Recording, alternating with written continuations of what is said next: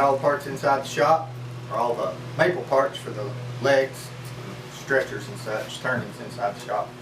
And so I'm going to start rounding them down, and you take a look at it. On this one right here, I've got to get the bark off of it because the bark's awful dirty. It'll hurt my tools, plus it might fly off and get me. And then I might take something like that corner off right there. Other than that, I can chuck it on the lathe. I want to get rid of these things. Lathe tools will grab it and beat your hands to death. So there's a few ways to get the bark off. You could bandsaw it off, you could hew it off with a hatchet, you could take it off with a draw knife. Doesn't matter as long as you get it off. Same way as that. You could saw that off, you could split it off. I'll just split it off right here.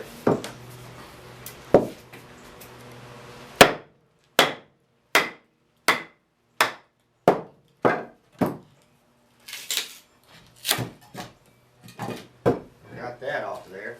Split the bark off too, I guess, if you wanted to. I guess I'll just put it on the lathe and take it off with the draw knife. So we got to get something that's sort of center on it. And there's my drive center right there. I just sort of eyeball it, look at it from either side there, and drive it in. There we go. Okay, now it's ready to go over to the lathe. So in order to center a piece like this on the lathe, what I do first is I set the tool rest up at a known point. So for 2 1/8 inch turning, I'll set the tool rest up 2 1/4 inches from the center. That means on the turning, if it's 2 1/8, I have 1 1/16 this side of center. So I can't measure more than 1 3/16 this way, or the turning won't make. And so let's see here. Let's pop it in. I'll guess to where the center is right there. And we've got the bark on there. Let's get that bark off first, so I can measure. So grab a draw knife that needs sharpening.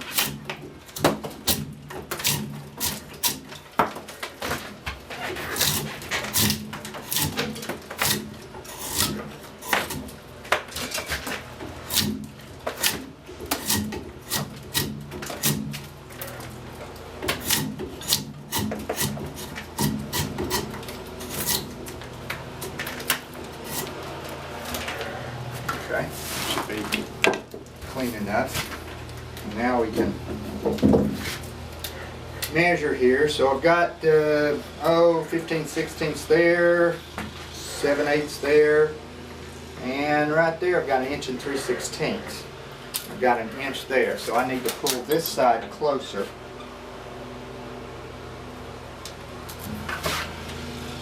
And so there we go at 1 1/16.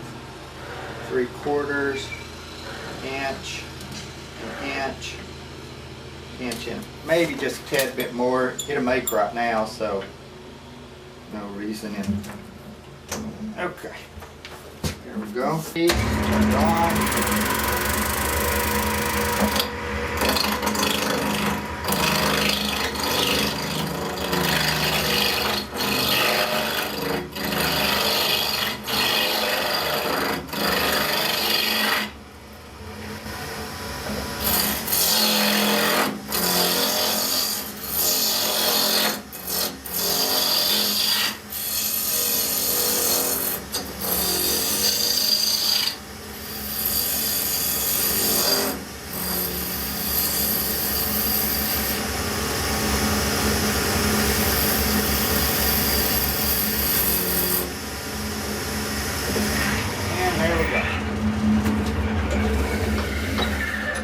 So I round down all my stock, and then I'll pull the tool rest up and turn the legs that I need. Like right now I need 4 legs, so that's what I'm getting ready to turn. And there's my layout stick right there, and I'm ready to go.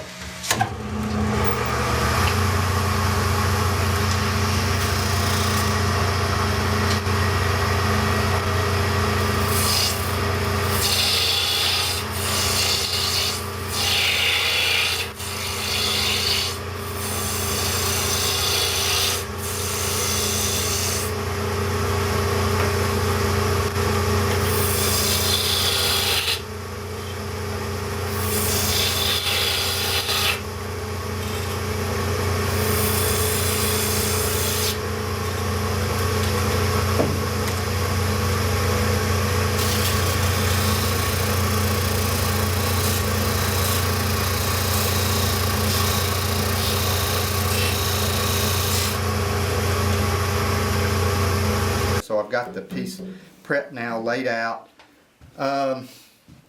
Show you my tools first. I turned really with 3 tools. There's 4 here because I do, both of these are 1/2 inch skew chisels. But I use a 3/4 inch roughing out gouge with a blunt bevel on it. 1/4 inch spindle gouge with, once again, fairly blunt bevel on that. 2 1/2 inch skews with the handles cut off so I can get by my belly. This one's got an arc on it and this one's straight. And these are about probably 25 to 28 degrees included angle, so 12.5 to 15 each. So, turn the lathe on. And first thing I'll do is score the marks. And these go deep. They act as a depth gauge for me. So when I cut here, you want to cut as high as the tool lets you cut.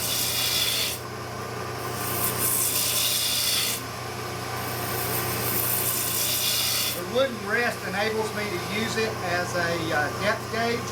I can run my finger down it right like that. Get an even depth on it. Now I'm going to define the bead. The only part of the tool I'm using for this V-cut is the toe. If you get any other part of the blade in there, it'll corkscrew with you.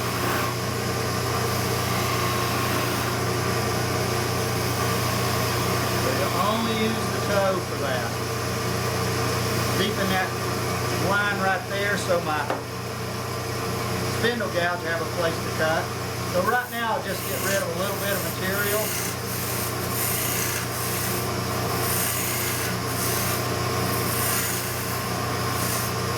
And I start cutting my cove. I like the walls of the cove to be vertical. So to get that, you start the cut with the bevel perpendicular to the axis. So right like that. Look at that bevel. You'll see it's perpendicular to the long axis of the turning.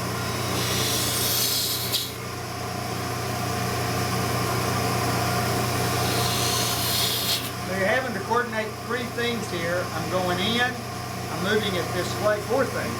Moving it this way, opening it up like this, and dropping it. So 4 things at once.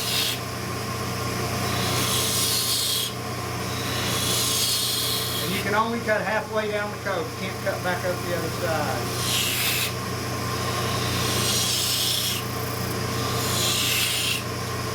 So you see those vertical walls? That's what makes it look distinctive, pretty.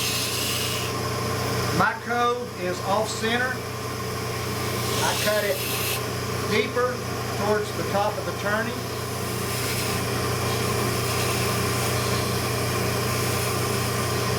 I'll show you why later on.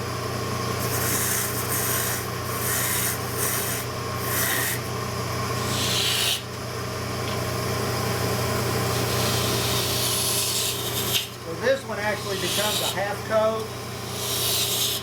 Now one thing some of you that turn out there might see that I'm doing is I'm cutting the deep parts first, which is kind of a no-no in turning, but I didn't know any better when I taught myself, and so it's the way I do it. And I don't use a parting tool because I didn't have one, so I still don't use one, even though I have one now. I use one for other stuff, but I don't use one for valves or turning.